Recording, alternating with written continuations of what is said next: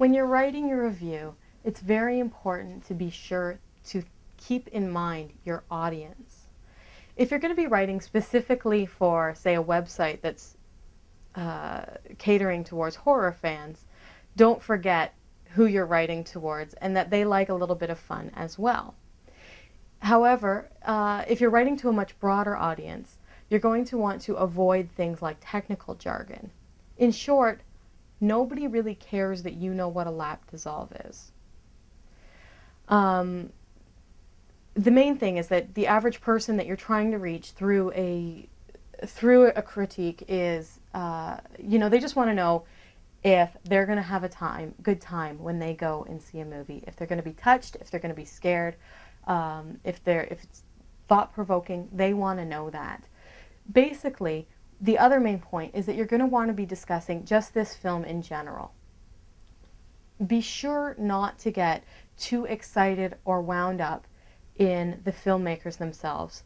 You're judging this film. You're not judging their entire catalog. It's always important to make sure that you keep that in mind.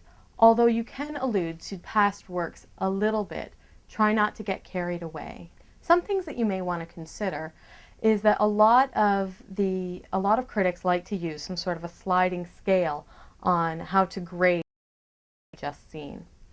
A 4 or 5 star kind of rating system is very popular.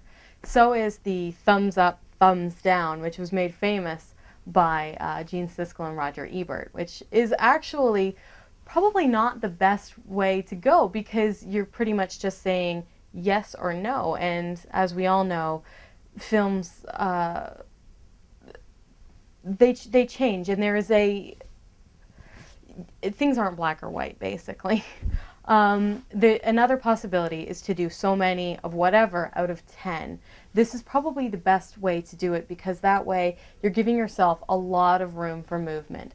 Be sure to have your idea of what makes the perfect film and what makes a horrible film before you start grading things, though, because that way you'll have a perspective of where things sit.